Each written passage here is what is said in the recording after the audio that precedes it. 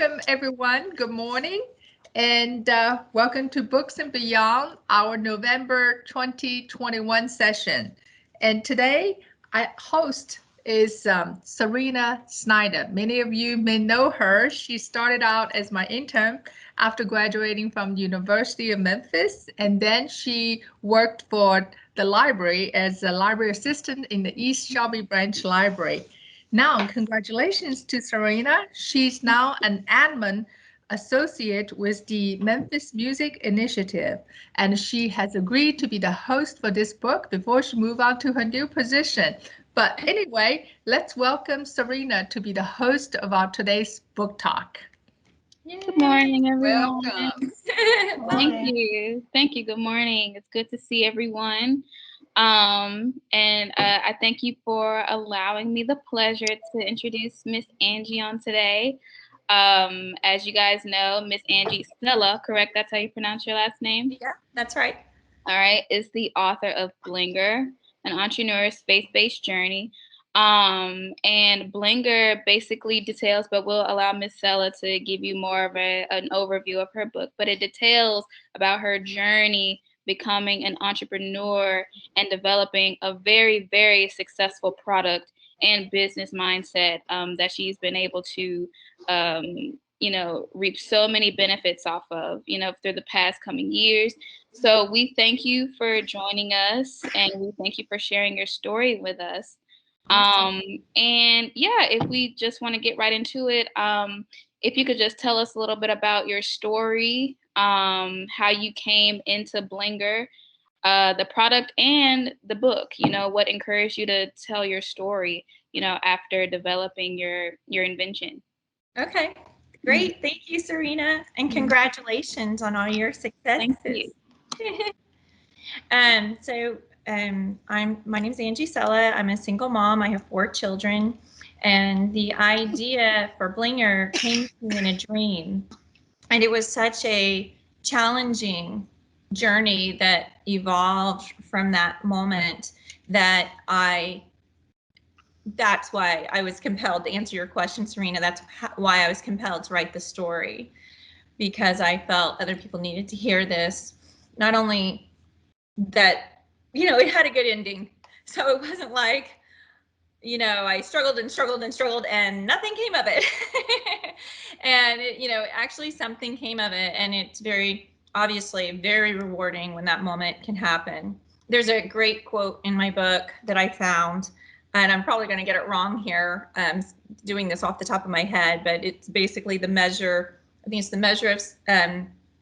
difference between insanity and genius is measured by success. So, for many years I looked a little crazy on my journey, but now I don't look crazy, thankfully. So, but that, and the other reason for writing my story obviously was to help other entrepreneurs. I had a very spiritual walk with the Lord on my journey, and so I wanted to share that too, and how He supported me through all the ups and downs of it. So anyway, so just to give you the story, it came to me in a dream, and I loved the idea. In my dream, I was using a flat iron, and let me just show you the device. I was using a flat iron, and every time I squeezed it together, there were crystals put in my hair. And I woke up the next morning and I was like, oh, I remembered it, which is weird. And then I thought, oh, what a great idea. And so this is what it is today. Hopefully that's not upside down. You guys can see that. And how it works is you load a disc. These are actually Swarovski crystals, and they have a safe hair adhesive on the underside. And you can do this here. So you just squeeze, and it puts the crystals in your hair. So I don't know if y'all can see that. Yeah, we can see. It looks good the way you're doing it. And so that's it. And so I loved it. I loved how, like I said, as soon as I woke up, I was like, oh my gosh, I'm gonna make this product.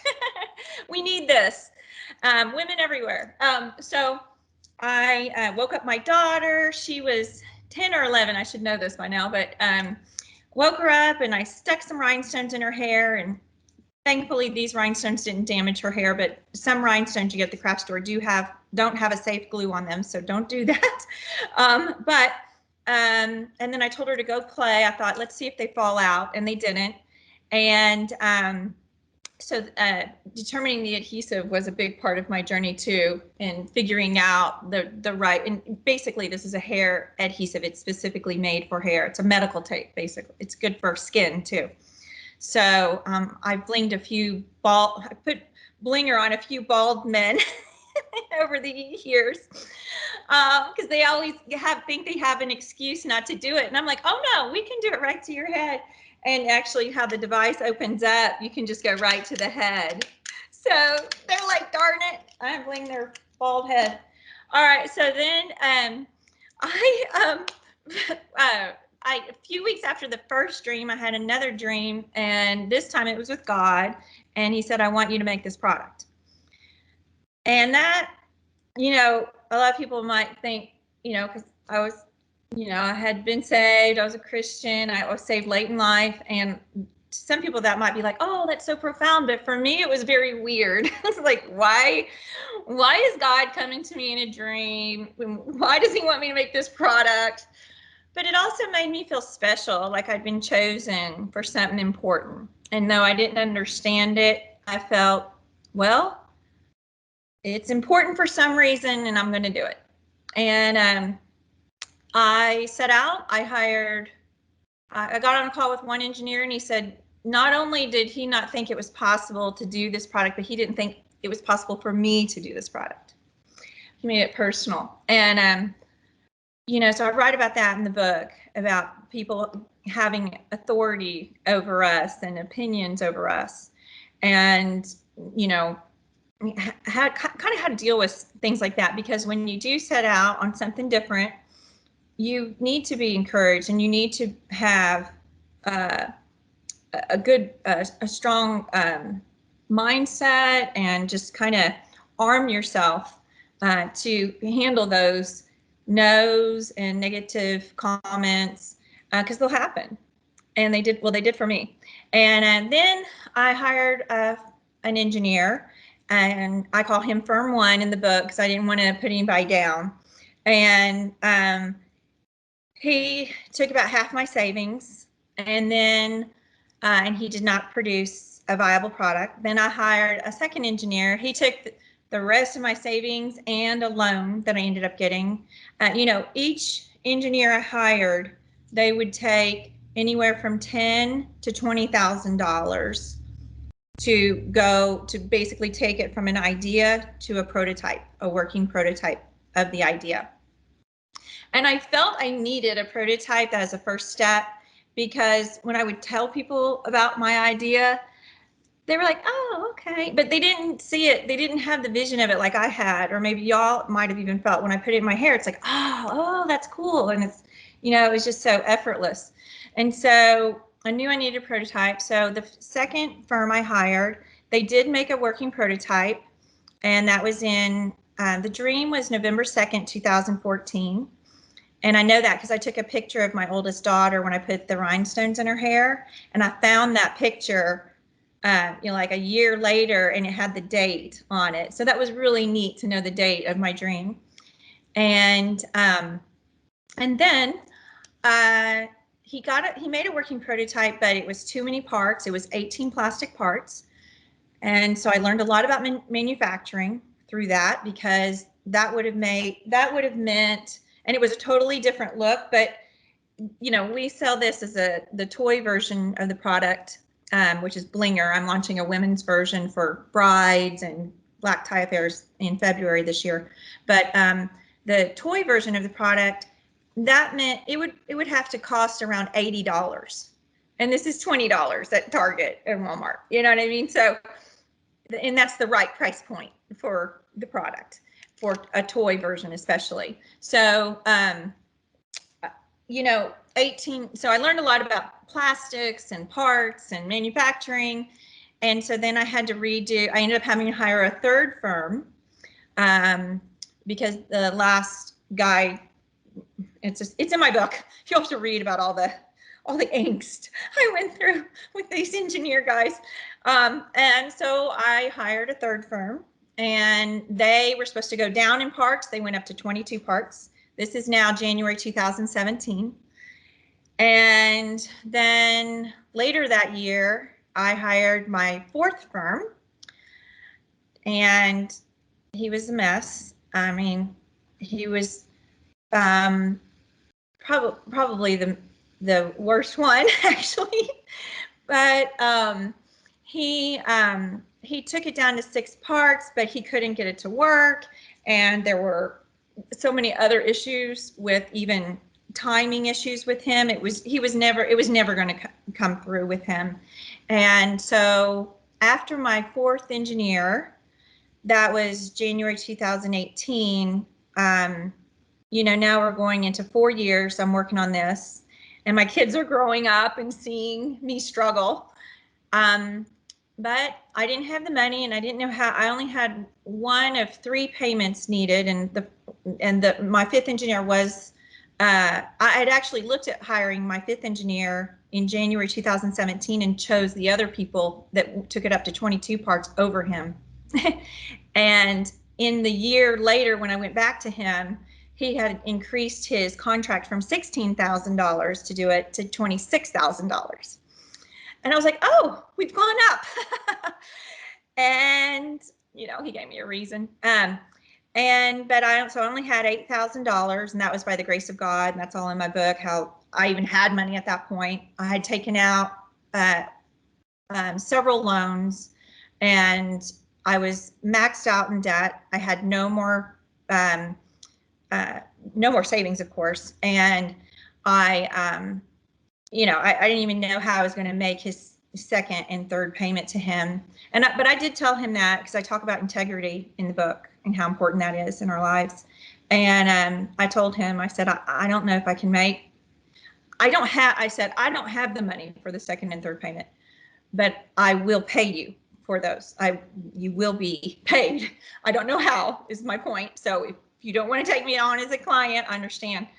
But I will make sure you are paid. And he took me thankfully, on as a client. And it was real funny. He's my fifth engineer, my 4th year, and he designed Blinger in 30 days. He said it would take 6 to 8 months. And at that point, I was like, take a year. I don't care at this point. And so I had the prototype, but no one had wanted to invest in my product over those years. I tried many times. And so I thought, I'm going to have to build the tool in China myself. And there is things, I tried to make it in America. It's almost next to impossible to build a plastic device in America. And I don't go into great detail on that, but I'm happy to answer any questions on that, because I can tell you why. There's a few reasons. And so I decided I'm going to have to manufacture it in China, and I'm going to have to build tooling. And my last engineer said, I have a contact if you want to proceed. And I said, I do. I'm going to have to find the money somehow. And I thought, you know what? I have equity in my home. So I went to my kids and I said, and of course they know all about manufacturing and tooling and all these things at this point. And I said, you guys, what if, and I said it just like this, by the way, what if we sell the home and I'll build Blinger myself, and I'll just build the tool myself in China, and we'll just rent an apartment for a year or 2. What do you think? And they just looked at me blankly, staring, blank stares. And then my oldest, she said, you got to do it, Mom. And that makes me cry, because it's just like, I was so thrilled to hear her say that. It was amazing to hear her say, and I was real proud of her for saying it, to know someone else's heart and what they needed to do, and to be observant like that. So I'd like to, if y'all got the slides, to show you guys. We sold the house, and I rented a townhome, and I think we have the house I sold, because I like to show people that I wasn't fooling around. You can go to the next one. There we go. Stop there. Perfect. Thank you. And so that was my home. And in fact, there's in this picture, my neighbor took it, there's a double rainbow above it. And it wasn't the day we left, but the picture on the left of all of us on the porch, that was the day we left the house, which just kind of made me cry. And those are my kids. And then if you go to the next screen, we rented this townhome. And I love these quotes. I couldn't figure out which quote I loved more, so I put them all on there. And that, I was, most people wouldn't be excited about selling because it was my dream home. But I was thrilled at that opportunity to sell that house, if you can believe it. And when I was writing the book, it's funny, I thought, what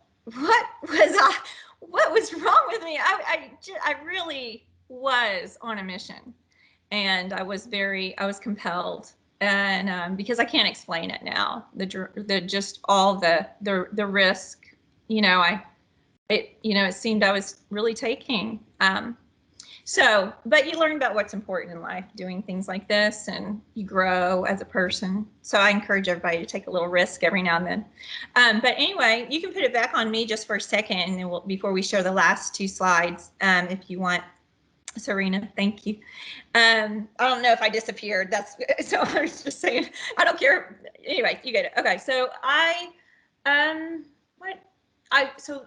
we sold the house. I rented the townhome, and I got a booth at Dallas Toy Fair, and I built the tool in China over the summer, and the product arrived to my hotel room 2 days before the show. So I was hugging that FedEx guy, and I took it to a Women in Toys event the day before the show. Even though I had a booth, there was this great event where you got 15 minutes to pitch Walmart. So I always tell people, if you've got an invention for toy, this is a wonderful opportunity in Dallas every year before the Dallas Toy Fair to go and pitch Walmart your idea. And you can pitch toy companies too. And I scheduled 2 toy companies that I pitched that morning just to practice my Walmart pitch. I didn't want to license the product to a toy company because I had built the tool, so I was, quote, self-producing. But both of those toy companies made me an offer. And then buzz started going around about Blinger, and by the end of the day, it was rumored that I would be Toy of the Year. And we were nominated to be Toy of the Year. And I won Inventor of the Year in 2020. And in 2019, I ended up licensing it to one of those 2 toy companies because there was no way I could handle the demand. The one tool I built in China, usually a tool will outlive the life of a product, but it can only produce so many units at a time. And the toy company that I licensed my product to had to build 12 tools to handle demand. And I could barely afford the one. So it was a good decision to license it to that toy company. And they sold 50 million retail in 2019. And, it was really life-changing for me and the kids. It was really great because the kids this is gonna make me cry. The kids had seen the struggle. So it's really great that they got to see that it can pay off. Hard work can pay off. And so if you want to go back to my last 2 slides, and then I'll be done with my story. This second to last slide is, I think this one.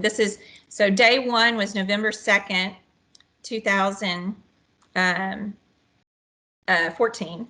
And I put the days in there because it's about not quitting. The only way to succeed is really to fail a lot. So we got to get over the failure mindset and worrying about failure. And these are these 2 guys here in the middle. That was actually the meeting we had. Someone came in and took a photo on that day, and they are great friends of mine now. They own the toy company.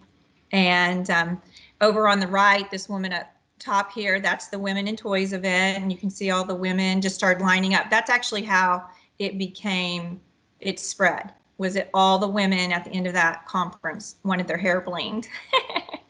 And then there's my booth. I hired a ballerina to dance around with the hair bling.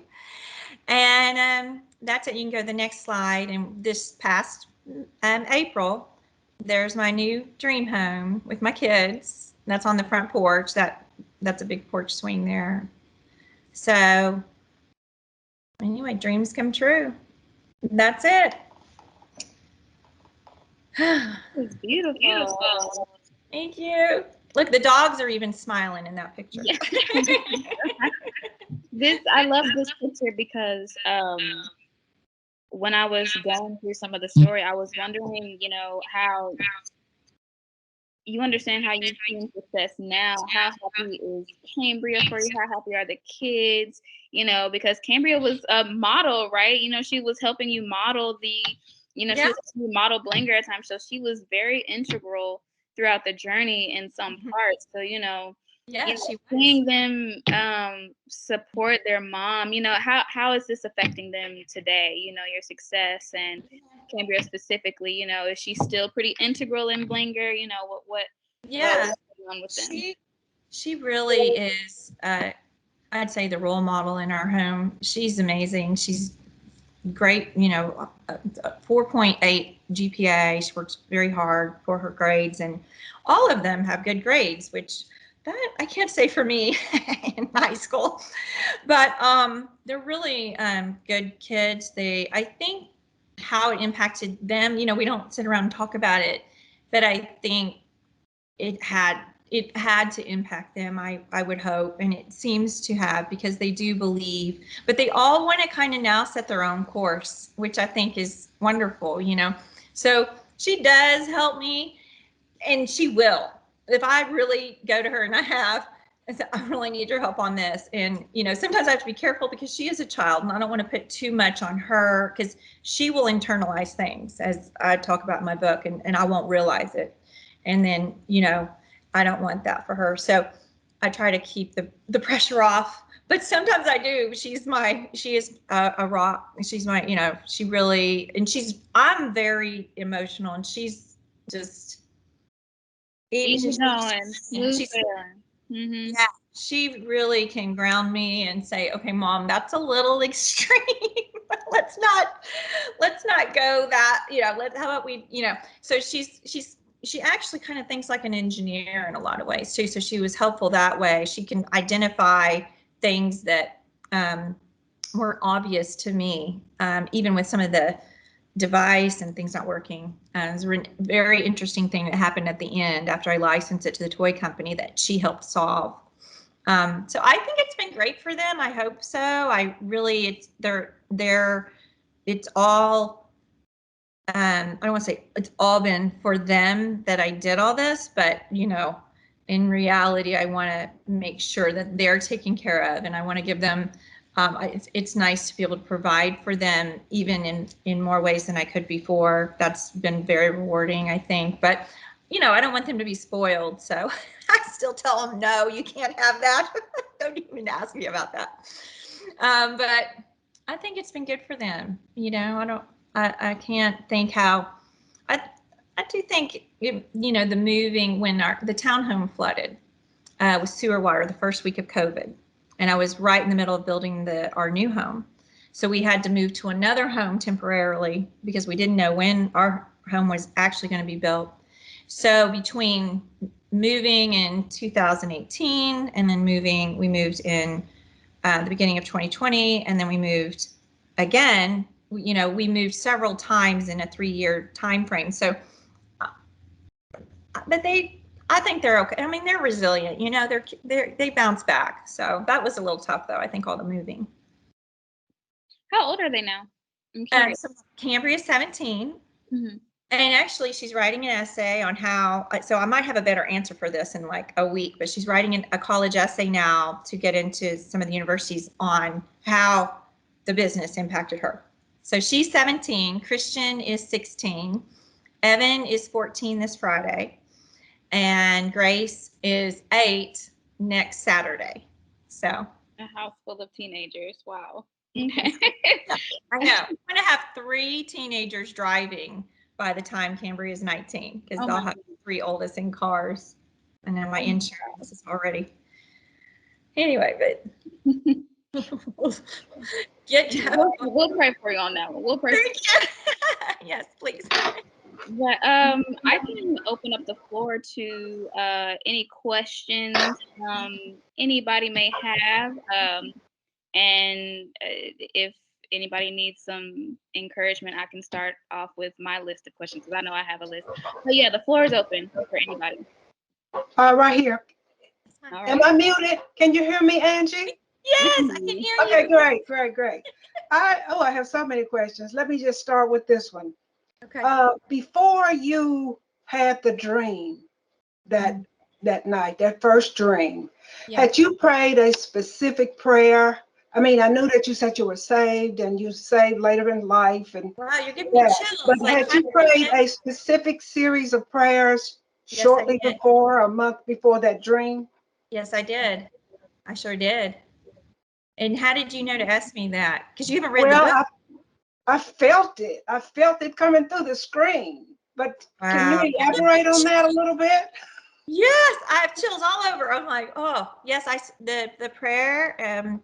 I had watched a documentary that summer with my daughter. Well, I'd watched a movie, and at the end of the movie, Soul Surfer, there's a documentary, and I don't know if you know about Bethany Hamilton, but she lost her arm to a tiger shark. She's a surfer, and she lost her arm to a tiger shark, and it's a great story, a comeback story of how she got back on her board and how she overcame that loss. And at the end of in the documentary, she said, she was young. She's more of a mature. She's like Cambria. She's a very mature Christian. She was, 14 at the time. And she went to her mom and said she wanted to make sure she was fulfilling her purpose with God, basically. And she prayed every night for 2 weeks before she lost her arm for God to use her for his purposes. And, in taking her arm, it gave her a platform to share her faith, in my opinion. And this was his way he used her, and for really big things that he wanted. And because otherwise she had just been another great surfer out there winning awards, but maybe not having a story. And so I was comfortable, and I tell people, be careful when you're comfortable, because you can really miss things if you're a little too comfortable in life. And so I was comfortable. I had 4 healthy children. I had a beautiful home you saw. I had gotten in a foreclosure after my divorce. I had a wonderful business that I had built with Arbonne, which is a network marketing company that's safe skincare, and all these things that everybody tries to do now, we were doing back in the it was started in 1980, but I started that in 2006. And so I felt set. I felt like I'm good, right? But after watching that documentary, I was like, well, maybe I should make sure God agrees with me on this, and I started praying her prayer. So, yeah, I did a specific prayer. Yeah. I have a question a little bit about your faith journey myself. So, I think becoming an entrepreneur itself is trying. And especially when you come from, because I remember you talking a lot about your career, and how you were in sales and you worked with various companies and you were good at your job, Yeah. a lot of times. And so kind of taking that leap of faith into something that is completely new and pretty foreign in most parts is hard. It's really hard. And so I wanted to ask, were there any times when and then people around, when people don't understand your relationship with God, it's very easy for people to question, okay, well, what are you doing? What are you talking about? Are you sure that this is what you want to do? And so were there any times where you doubled back, you know, where when you weren't sure, when you were uncertain, you were. Mm-hmm. I was unsure many times, and I was afraid many times. The only thing I wasn't, that I sometimes get asked was did I think about quitting? I never once thought about quitting, which was weird when I was writing the book. It was really weird that I never thought about quitting. And in going back to sales, so for me, if I believe in something and I believe it's good and it's good for others, that is, then I am good at sales, if you will. Like if I believe in it, and it's almost like a childlike faith I've learned about myself over this, because, and maybe it's because I found my faith late in life, I believe all his promises. I believe, if I don't question what is shared with me in the Bible, and this is his word. And so, and I think maybe if I'd had my faith because it was given to me as a child, just, you know, kind of, here you go, this is what you believe. Yeah. Maybe I would have more doubts that way. But I did doubt, like, what am I doing in the journey? But I've never doubted God's word. So just to keep those separate, because I don't want to confuse anybody. And I think I'd like to see from my book more people being confident in his promises, because a lot of people are depressed right now, and a lot of people aren't working right now, and we need to all be helping those people to get out of their homes, get back to work, pursuing their purposes, asking God for their purpose, and not the more we isolate, the more depressed people can get. And so so I'm hoping that the book can help that way too. I don't know if, I didn't really go into it because COVID happened and the book hadn't been launched, but I'd finished it. And I felt I ended with the journey of Blinger. But I am going to write another book. And it's going to be about, I'm calling it Bijou, Little Rock, Big God. And that I haven't even written, but I am going to write that book, and I will talk about COVID and the isolation and all the things that are hurtful for people. So I really want to talk about that, because we've got to get braver, get back up. We need to rise up. We need to rise up and ignore, everybody wants to say it's bad out there. I'll tell you what, I go out shopping at Target or something and everybody's getting along. No one is angry at me. That's the other things. Those are the other things that I feel like I don't even watch the news anymore because it makes me so upset. So I just think, you know what? I know my heart, and I know 99% of the people out there, their hearts are for good. And we're all, we can, I don't know, I'm going off on a tangent here, I feel like, but I feel like we all just need to be just a little braver in our sharing of our faith, maybe. And also, don't be afraid to take risks in business and connecting your business to God. I don't know if I answered your question. I'm sorry. That was great. No, that was perfect. That was perfect. Okay. Did anyone else have any questions before I jump into my next? Well, I believe Elnora, is that right? Elnora, she had a lot of questions. If she, yeah, mm-hmm. I don't know if that's okay. Yeah. Yes. I just didn't want to be talk too much, but no problem. You made a statement that was really intriguing to me, and I hadn't heard it put quite that simply in so long. You said people have a way of having authority over us, and we pretty much play into that. We give them the authority over us, and an engineer type coming to you saying things from on high. So where did you get the nucleus of that energy of understanding that and taking back your power? Well, I'm not 100% sure. I think I've always been a little brave, and I'm brave that way. But I will say I do talk about it in the book because I know people will want to understand that so that they can do it, and I give them some tools to do that. And one of them is we can't give our power away. We do need to check in. We got to keep ourselves a little in check. So the way I do that is I'm like, how will God feel if I do this? And if he's good with it, it doesn't matter what anybody else says or thinks. It really doesn't.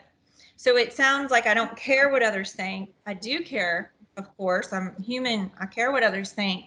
But the authority in my life is his opinion.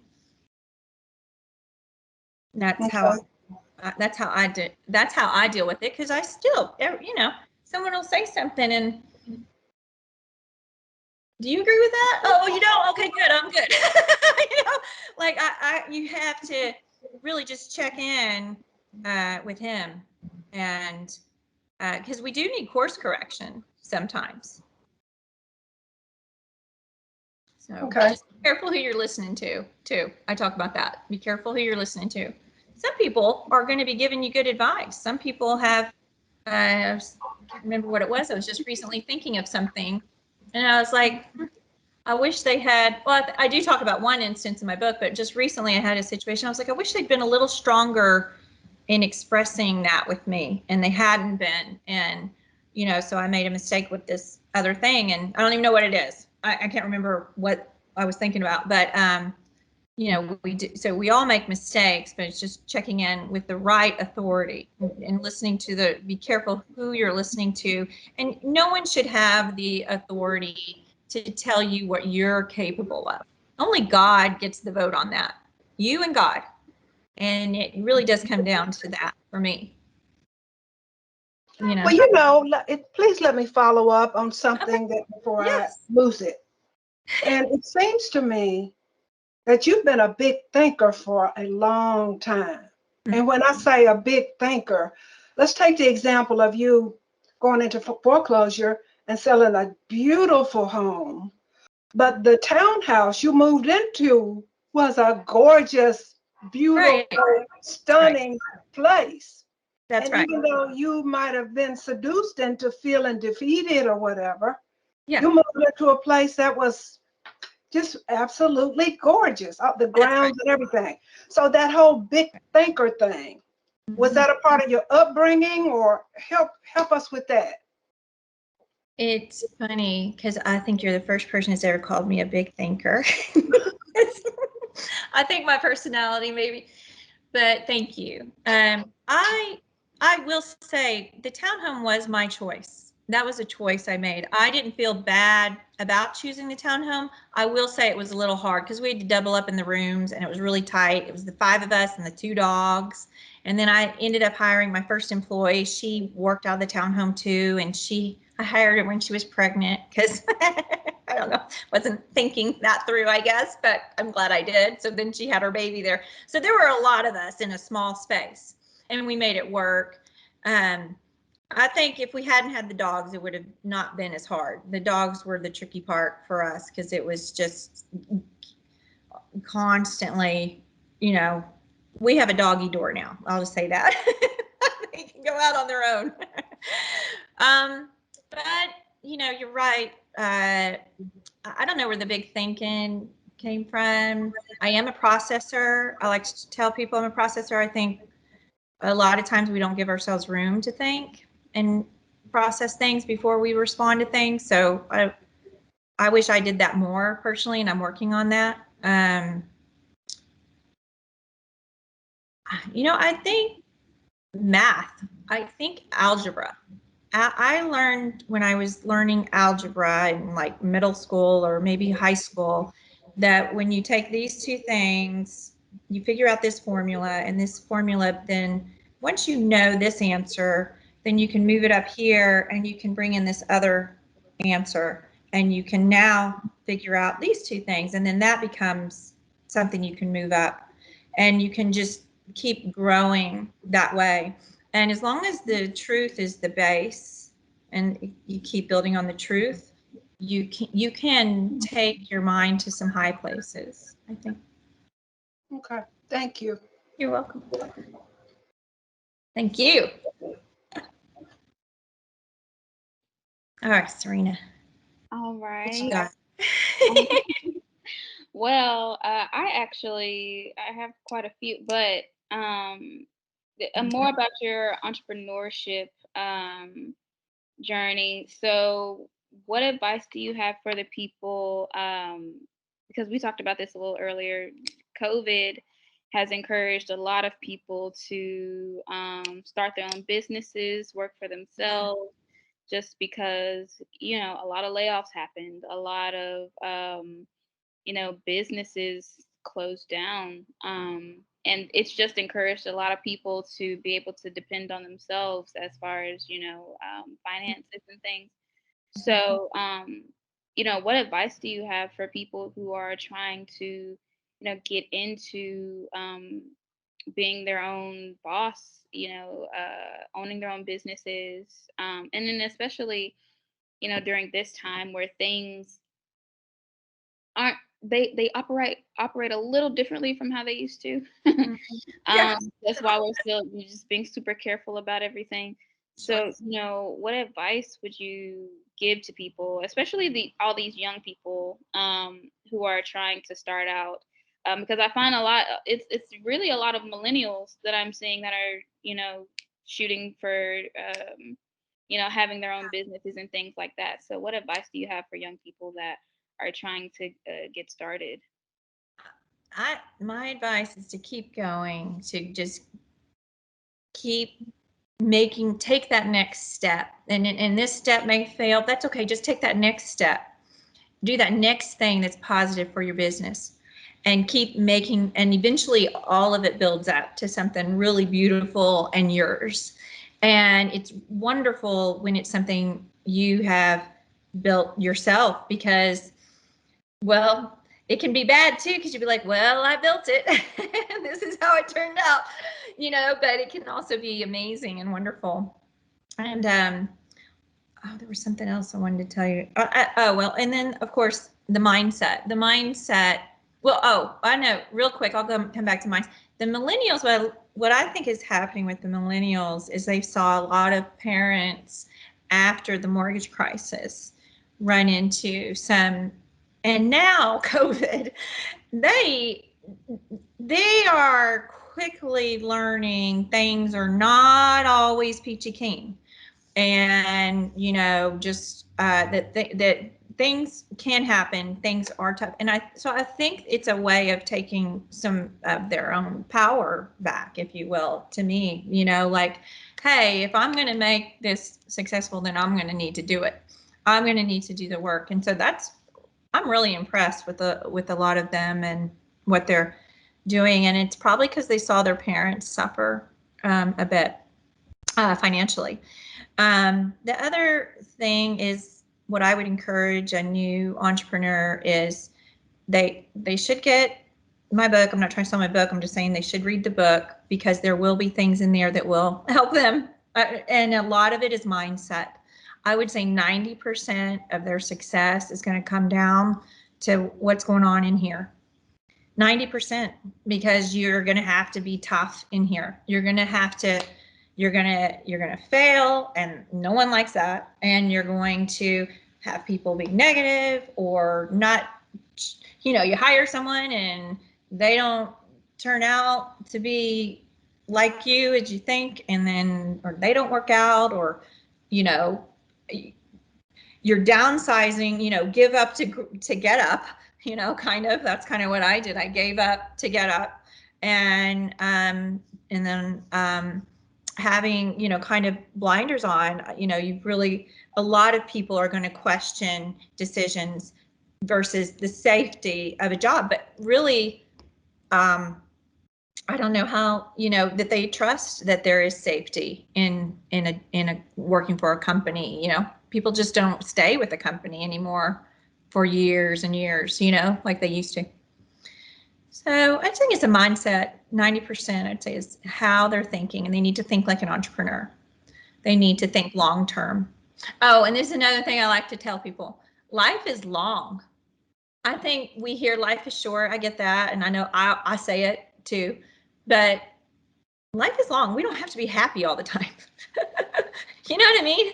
You're going to be happy. But right now you're working. Right now you got your head down and you're focused and you're working, and you don't have to be, singing all day long. Okay. And that's okay. It's okay to have tough seasons of our lives, and they're not forever.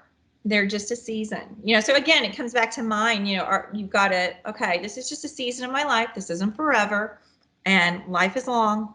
I'm going to get there. I've got time. I don't need to be happy every single second because life is short. So that's a mindset that I talk about too. So. Yeah, I think that that's really important because, in the age of social media, TV, it's very much, we live in a very much, it's very instant gratification based. Yeah, quick. So the idea of not having a successful business on the first year, or, the reality that sometimes it takes 5+ years. Sometimes you're going to, you're gonna fail at least once. Yeah. I think that reality misses people a lot. And so I think that mindset is really important, because when you go in there thinking that it's going to be easy because everybody on Facebook is doing it. Yeah, right. Everybody else is doing it, and they're only posting their successes and their failures. I think that that's, it it hides the truth of, what it really means to go through this journey. And so I think that is really important. I love that you said all that. That's right. And especially, it is misleading. I've heard that people say, oh, it's easy. No, it's not easy. It will take work. It's going to take guts. I think if you work hard enough and long enough, you will absolutely be successful. You can't not be successful, in my opinion. I guess there are instances of that, but if you are determined and I'm not going to quit, take quitting off the table. I'm just going to see this all the way through and work hard. I don't know. I kind of feel like working hard is something we also might want to get back to too, because we really don't want easy. Easy is never fulfilling or life-changing or growing us into better human beings. Easy is usually fake too. It's not real. Yeah. I remember you mentioning, that was going to be one of my other questions. You mentioned you're writing another book. And so my question was in two parts, actually. It was, can we expect another book and another invention, or, or are we just looking at the book right now, or what is that looking like? So I had licensed the women's market of Blinger to the toy company, even though they were a toy company, because I liked those two guys so much. And then they were bought by another company, which is all this business stuff. And so I ended up getting the women's market back. And so there's going to be a Blinger, but it's going to be called Bijou, which is that's French for jewel. And it's going to come with the crystals versus rhinestones, and it's going to be for brides. It's really starting off with hair salons. And hairstylists need a tool like this, because right now they don't have a way of doing this.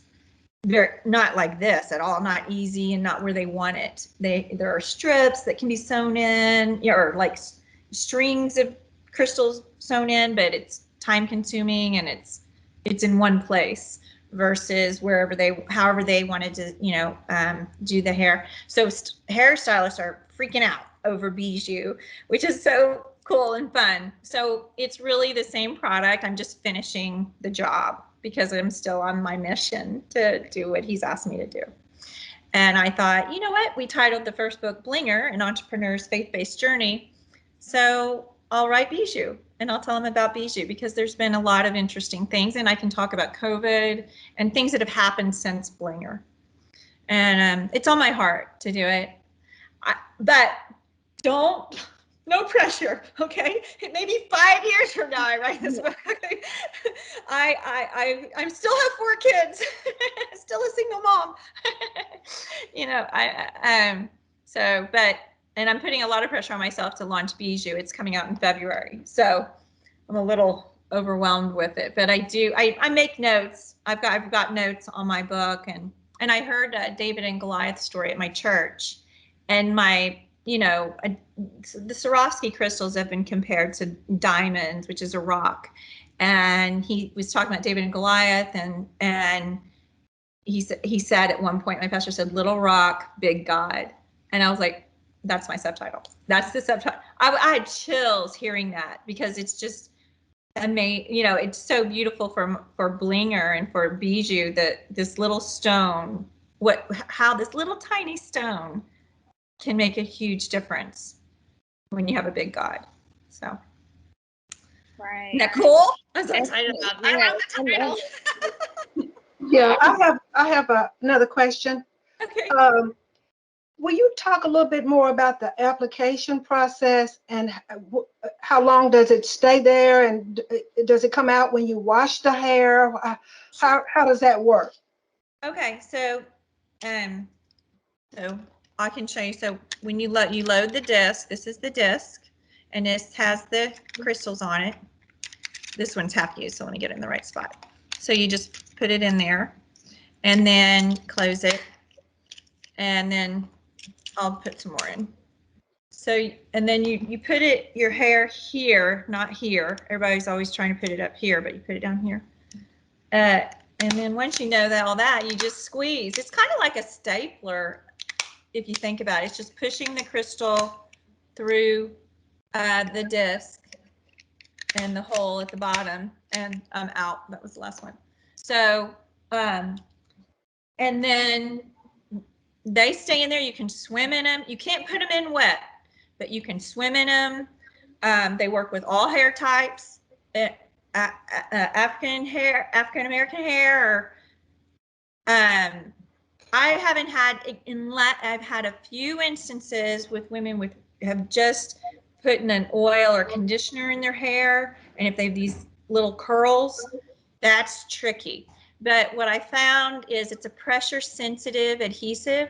So if it's just kind of hanging there, if I just push on it and the hair, the pressure sensitive, the adhesive kind of then latches on. But then you just brush them out when you're done. Oh, okay. I think it's absolutely gorgeous. Oh, It really is. And having natural hair, yes, I've always thought about, what can I do to jazz it up? What can I do to make it feminine looking? What can I do to add some pizzazz? And yes, that is really, that's the answer. And it's so beautiful and dark. Yeah. Oh my gosh. Yeah. Gorgeous. That's the answer. And so just the tail part of the technical part. Yes. You mentioned something about it is almost impossible to do plastics in the US.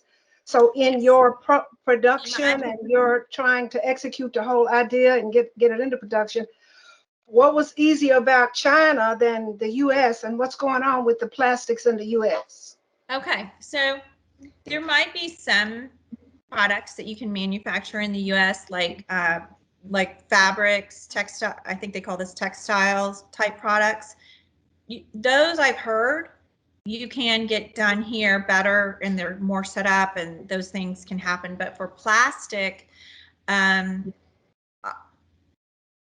don't know why it's not successful in America, but I can tell you why it works in China. First of all, what I've loved, especially as a woman, is my contact has always been female there.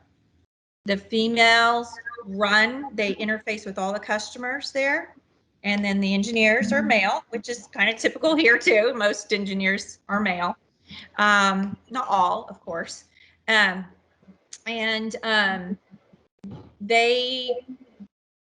been wonderful for me, because they work with me, they want to please the client. They're very big on pleasing the client. Even recently, when I was trying to launch Bijou, I would call, I thought, let me try again in America. and I would call up. A woman would answer the phone, but it would be a man I need to talk to. And a lot of times the woman would block me. Like, now, who are you? Well, how many are you wanting to make? Really pretty aggressive questions. What's the price? You know, like, how can I answer that question? You haven't even told me anything. You don't even know what my product is. So that was a turn off for me as a customer, which I would be for that company. And then most of the men, no, we can't help you. They wouldn't even look at my files, or they would immediately. And the other thing is, they would take a long time to get back to me. I actually found this company I'm working with now in China through another way, but you can go onto Alibaba, which is a website, and you can send in a request for proposal, RFP, and you'll get 15 different responses, mainly from Chinese women, but there are some Chinese men too that are responding, which is fine. I'm not saying it has to be a woman, but I've just found most of the time I'm working with a woman, which I have found much more enjoyable. And then the funny thing is, I had one company in America that was kind of slowly taking the next steps, where China's really quick. They're like, okay, we need this, we've got this, now we need to go here. If you want this done by this date, we need this. And they're pushing me versus me pushing the company. And I love that, because they're trying to get the job done. And that's what I need. I need someone to get the job done. So the American guy, American company, nicest guy, had a wonderful talk with him. I sent him the samples, the same as China. He still hasn't gotten back to me on something. I have to follow up with him.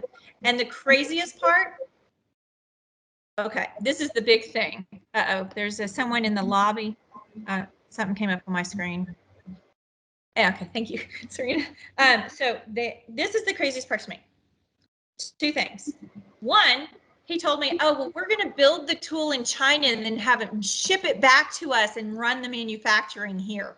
So they're literally having the tool, which is basically, it's like all the molds, like they fill these molds with the liquid plastic, and then it hardens, and then it pops out of a huge machine. But the molds themselves are kind of small. They're these steel molds. And so they're going to actually have the steel molds made in China, shipped to them, and then put them in there. They're not even making the molds in America. And that was amazing to hear this last time. And then the second thing, he said, okay, so who do you have to put it together? And I'm like, you mean assemble the device after it's made? And he said, yeah. So they basically just make all the plastic parts and put them in a baggie, ship them to another place that assembles them, ship them to another place that then has to, I don't know, maybe has the screws. You got to find another place to ship the parts, because the plastic parts aren't everything. You need screws sometimes and other pieces that go into making it. So I have to coordinate all that. Where in China, I have one contact and she's coordinating all of that for me, including I've sent her some printing stuff that I need done that has nothing to do with the device. And she's finding factories in China for me. I wouldn't even say that's her job. And she's doing that too.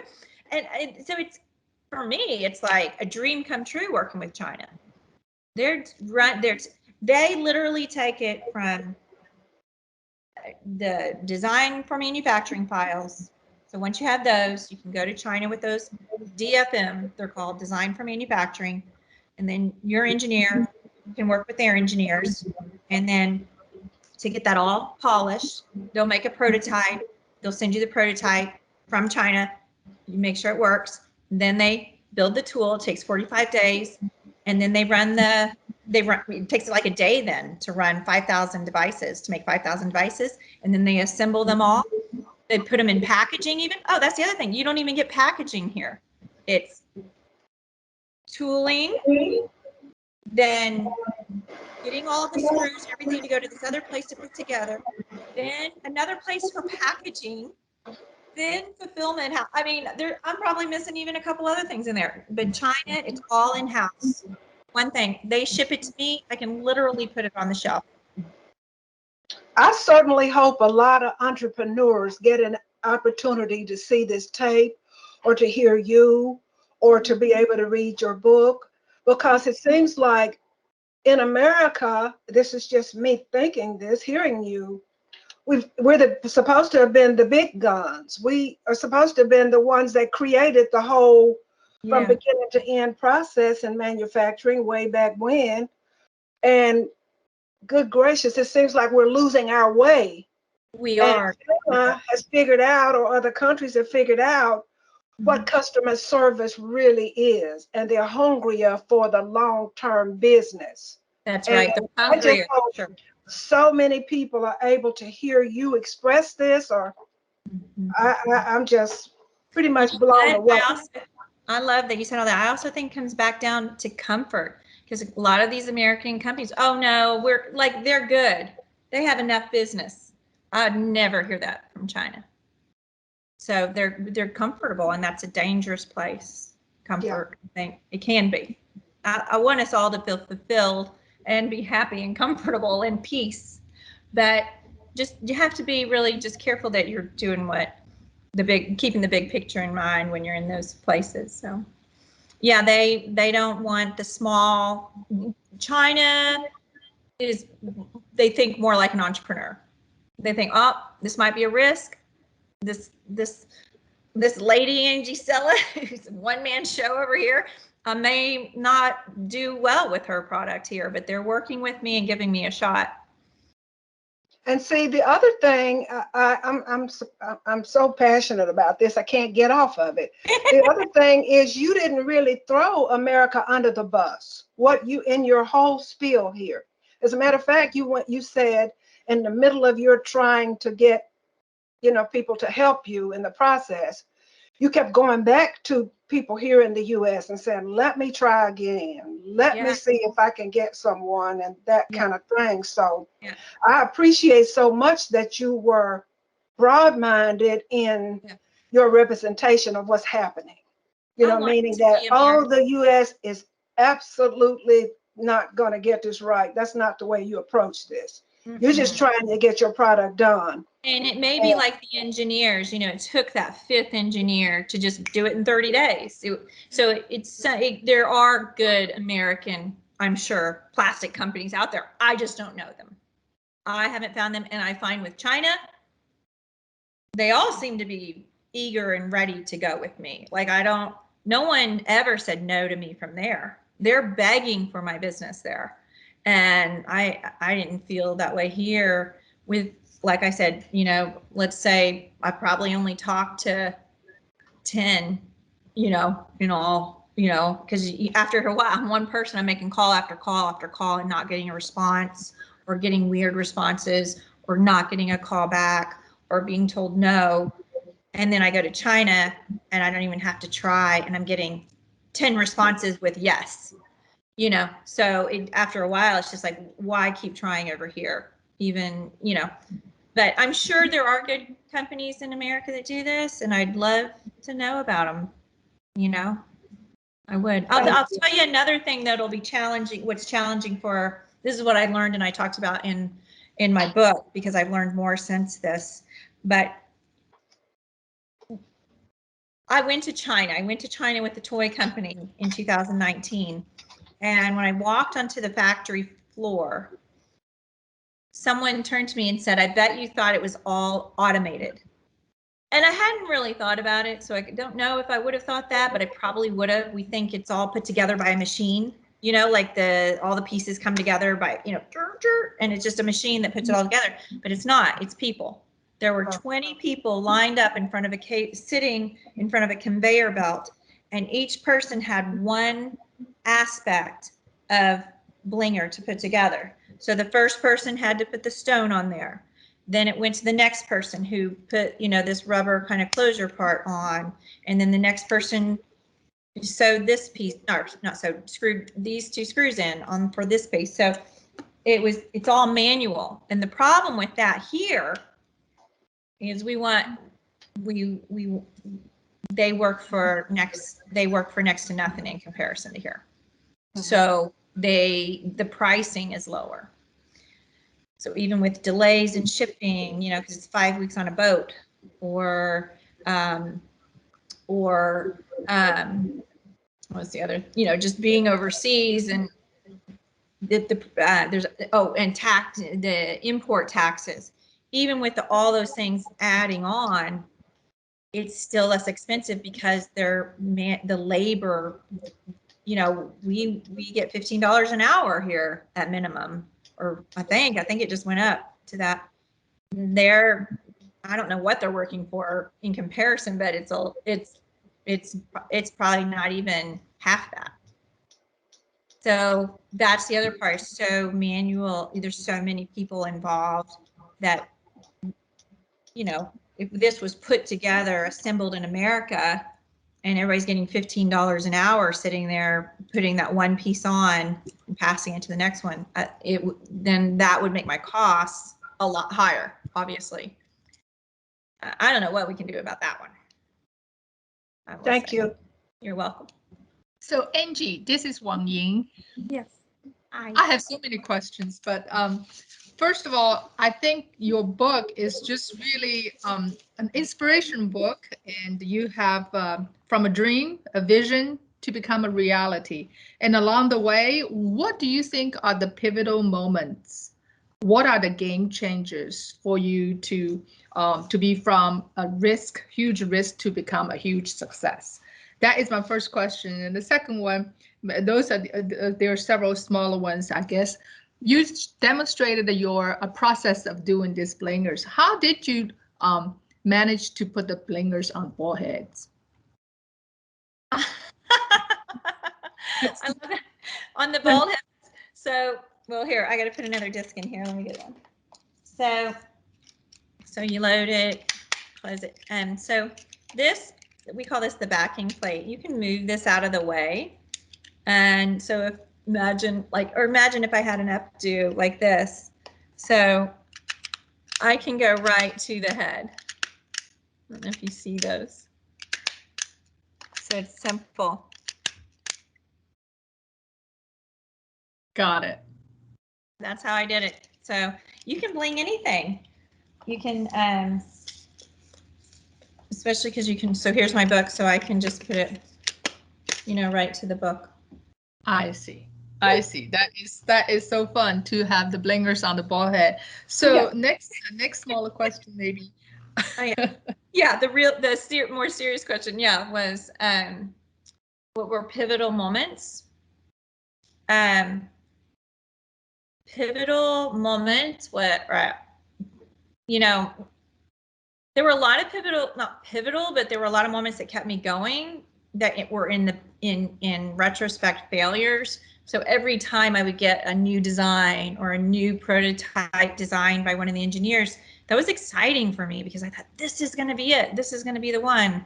Or we make this change and then it's going to work great, or I was on Steve Harvey's Thunderdome, which I didn't even mention, and I thought that kept me going for a year. And I think I got 32 sales from that when I did my Kickstarter. So, but I thought I was going to make 1 million sales from being on national television with Steve Harvey. I mean, to me, it was a no-brainer, but that's not actually how it works. As we have ideas of things, and I talk about not knowing was sometimes very good. There's a reason I think we don't know the future, because it would have changed a lot for me. Thinking one way and then finding out differently kept me going, I will say, for 2017. And because I didn't know any better. And so those weren't pivotal, but they were the little bit of nuggets. I was like, going after the carrot, okay, I got a little something there, and that's kept me going here. But then the truly pivotal moments was, I have to say, my daughter saying yes to selling the house. I really needed that from the kids. I probably would have tried to talk them into it, but her stepping up like that was a pivotal moment. So selling the house, and really getting at least one of my kids buy-in on that was big for me. I kind of needed it. I don't know that it would have stopped me. I don't think anything could have stopped me. but my kids would be pretty close. I respect their opinions. The really truly pivotal moment was Women in Toys event in Dallas Toy Fair. Amazing event, and because my product was so demonstratable, and I was able to put these crystals in all these women's hair and them loving it, it was like, what retailer wasn't going to buy this? It was like, it just was, that settled everything. It was like, obviously this product people like and it will sell. So, there weren't kids there, but, kids love blinging things too. And, so all the adults were like, the adults loving it, just, and having fun with it, made it an obvious winner to the toy people. Awesome. Two more small questions. Okay. One is, how do you deal with the language issues when you work with China as an interpreter? I was wondering. And then the next one is, as a librarian, I wonder if creating a product line and writing a book, which is more difficult? Oh, that's a tricky question. What do you want me to say? No, I'm just kidding. I will answer that. So working with China, there is going to be a language barrier there because they don't speak English perfectly. And in fact, my newest contact there, Annie, which by the way, I have a question for you, and I'm going to say your name. Tell me your name. How to say your name? Wang Ying, right? Is that right? Wang Ying, actually. Wang Ying. So it's interesting. I just saw a comedian. I block in his name. He's a Chinese guy, and he's been in some movies and some TV shows, and he's a comedian. He's really funny, and he was saying how everybody gets an American name, but did you choose not to do that? Obviously. I actually I marry an American guy, so the last name is Glasgow. But yes, when in China we did, everybody has an English name, so my English name was Wendy. So when I first was in United States, my name was Wendy Glasgow.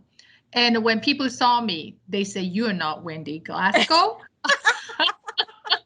So when I become a naturalized citizen, I decided I need to keep my Chinese name with an American identity, so keep my Chinese identity. But Wang Ying is the most popular Chinese name, but it becomes so difficult. People see me, they cannot pronounce it because I chose Wang because that's how it's spelled in Chinese. But it's pronounced Wong. So some people will change it to Wong. I just kept it Wang. But most people, most people have a hard time trying to pronounce my name, and they try not to butcher it, but they're afraid to pronounce it. So it's a long story with my name.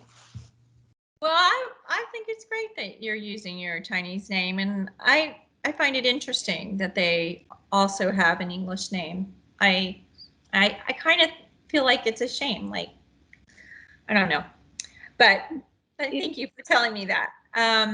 So Annie, my contact there, she shoot, now I lost the original question you had for me. Oh, the interpreting. I'm animated. There is some things where I have to say things a few different ways. A lot of times I just dumb down my English as well. Like I end up talking real disjointed, and I don't know if that's helping her. It's probably not helping her with her English skills, but I'm hoping at least I'm getting my communication across. So we have Skype meetings where we do a lot of demoing and stuff, where we try to understand things. But most of the Chinese, I mean, they have to have someone that speaks English. And all the factories do have someone. She's not as good as the last lady I worked there, I've noticed, which makes me a little nervous because I'm hoping that we're on the same page.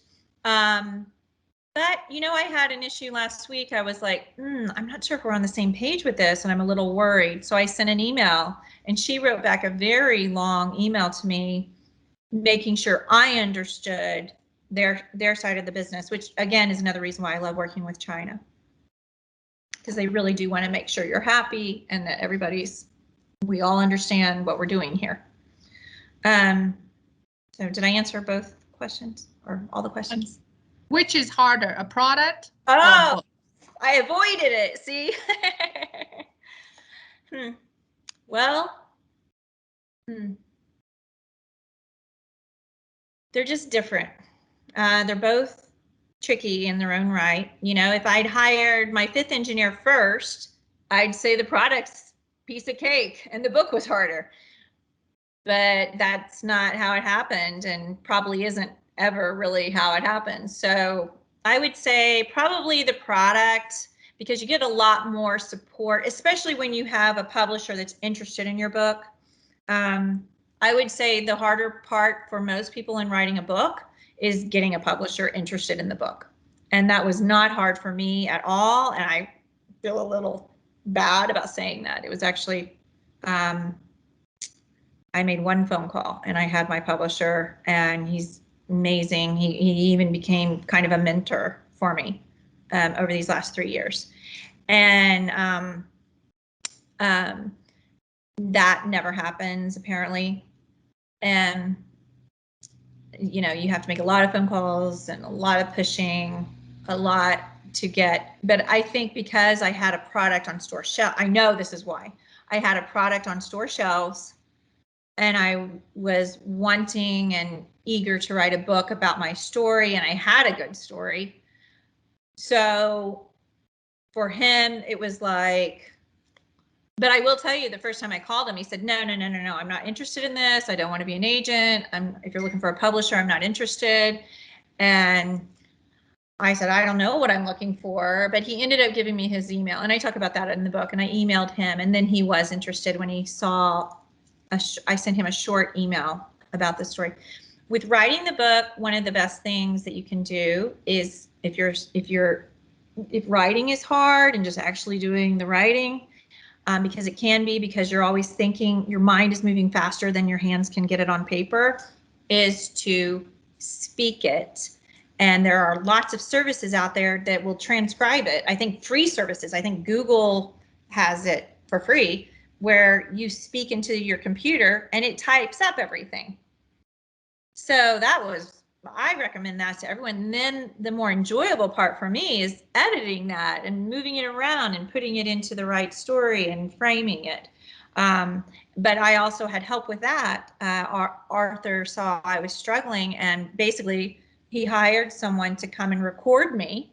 And then she and I worked through all those edits together, and then it's edited again, and it's seen by several people before it's published. So you have a lot of support with writing, but you do have to do the work yourself. And to write a book, to really write a book, you need, in my mind, once I had all of it kind of on paper, if you will, like the nuts and bolts of it, you know, to make it nice and enjoyable for other people, that took about 3 months of solid working writing.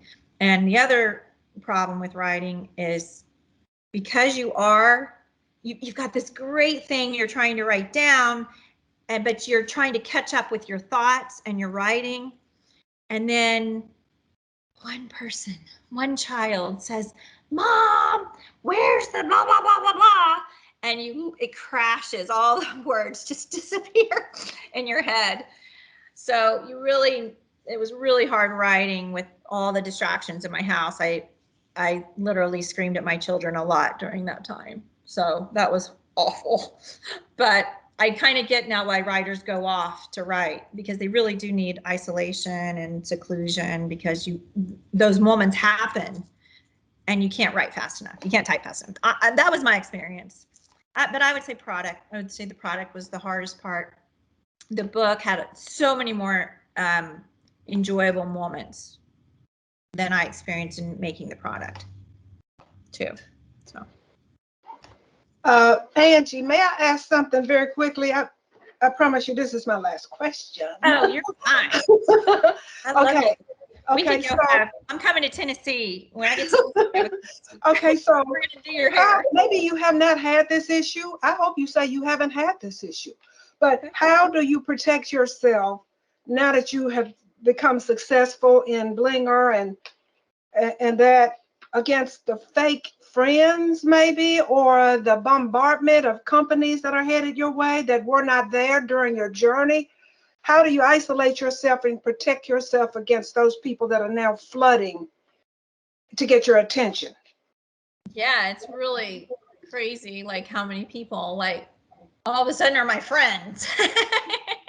Yeah. You know, but you know, I think having my Christian values, I get that, and I can see why it would happen, and so I try not to judge it, and I just I know, you know, for the few that were like one way and now they're different, I know that about them. I don't need to say anything. I just have that in my mind, but I try not to hold that against them as a person, because I think it's a little natural to want to, you know, I met Steve Harvey, and all I wanted to do was just hang out with Steve Harvey, you know, and I don't know him from Adam really, but I had read his book, so I did know him. I felt I knew him. I just think it's natural to, when someone's done something or someone's on TV, you kind of, you know, will instantly, you know, want to, of course, be friends with them. And I had a hard time with, what I haven't liked was I feel I get taken advantage of for people charging me for things or wanting things for free from me. And after a while, it's like, well, I was telling my stepmom last night, she picked me up from the airport, and I said, they're like, well, you haven't given me a copy of your book, a signed copy of your book. And I'm like, but why haven't you bought the book? I'm like, support I'm a single mom over here. No, I'm just kidding. You know, it's like, well, go buy the book and I'll sign it. No, but I haven't said that. Hopefully she's not going to watch this. But, you know, it's funny. Like they want me to go buy the book and sign it and give it to them. And I'm like, all right, I'll go. And I probably will do that because she's my friend. You know, I will do that. But I'm like, wait, you know, it goes both ways, this friendship thing. So, but I think you just kind of, it's human nature. I don't know. And I think for me more is sometimes I need to be a little, my dad would say this if he was here, you need to be less humble about what you did and where you are. But I feel you know, it's hard having, you know, I am humbled by it. So it's hard to not be humbled by what happened. And then to have to exude some authority on the subject, that's the fine line that I struggle with, you know, between authority and humbleness. And so, because, you know, I think, well, there probably is another way to get here, and there probably is an American company that's good with plastics and would be great, like what I've experienced with China, and there probably is. So it's hard for me to say, this is it, and this is how it goes. And I am very humbled by, like, I know that there are good companies and good resources out there other than the path I took and ended up having to take too. But there's always struggles, you know, when you don't have money and when you do have money. It's just like, there's no, like, you know, I had a friend of mine who his fridge went out, and he's a single father of 3 kids, and he was trying to get it repaired, and he couldn't get a repairman out there. And I have to tell you, to be able to buy and ship a fridge to him was probably the most rewarding thing I've ever done. And to surprise his kids with that, you know, he was really mad that I did it, but that's really awesome to me, to be able to do that for someone else. And so that is one part that I have enjoyed, but I do not like being taken advantage of. And I don't know if it's because they see the house or if it's because I'm a woman. and I don't know that I'll ever figure it out, but you know, I think it is tough being a single mom sometimes. Even if you're not in a house like we're in, I think it's tough for single moms to not get taken advantage of. Whether you have a lot of money or a little money, I think it is still pretty hard. But you know, maybe I can help with that too. Would be great. I don't know. I don't know if I'm answering your question or what. Yes, you are. You are. Thank you so much. You're welcome. You're welcome. Well, we thank you, Miss Angie. Thank you, Serena. Thank you so much. This has been the most interesting. I've loved all the questions. It's really given me a lot to think about too. Yeah. So we're about to go ahead and wrap up this session. If you want to leave the information where we can buy your book, where we can see your book, if you could leave that in the chat for us. Okay. Yeah. It's actually on the second slide. If you want to pick that up, they can, if anyone has questions, they can message me on Instagram. That it says Angie. And then the other one I think is the book, and it also is where you can get Blinger, the toy. If anyone wants the toy, it's on Amazon. Awesome. But it's also at Walmart and Target. But if you put if you can put the second slide, well, I don't know if y'all know how the QR code, that one. What you do is you take your phone and you put it on camera and then go back to the second slide. And if you hover over the squares, those weird looking squares, here, try it, Elnora. And Nora, try it if you can. Take your phone and put it on camera. Put it on camera mode. And then you hover it over those squares and it'll give you a link and you click on it and it'll take you. So I just did it and it takes me to the Amazon page. But you may not have Instagram. So the one on the left, you probably can't. I don't know if you have Instagram. Do you have Instagram? No. So that's Instagram, but the one on the right is Amazon. And see, it took me to the Amazon page where I can buy it. But you can get it at Walmart too or Target. Awesome. Okay. Sounds good. Well, That thank you again so much for coming and speaking with us about your book. We really, really appreciate it. You're such an inspiration. And just like how real and raw the story is and how honest the story is something that we're lacking. And so we really do appreciate you for that. Oh, thank you. That's awesome. I appreciate you guys. This has been awesome. Yeah. I really enjoyed this. Thank you. All right. Have a great day. Safe travels. And we hope to hear about the new book and be soon. Yeah. Thank you. Okay. Yeah. Awesome. Thank you, Serena. Bye. Thank you so much, Angie. And thank you, Serena, for hosting. And I just want to do a housekeeping things. We don't have meetings in December for Books and Beyond. It's a holiday, so hope everybody have a great holiday season. And our next meeting will actually be the third Tuesday of January, which will be January 18th. Tuesday, January 18th at 10:15. So hope you all have a great holiday season, and we'll see you next year. Okay, Mommy. Thank you. Bye. Bye. Thank you. Bye. Bye-bye.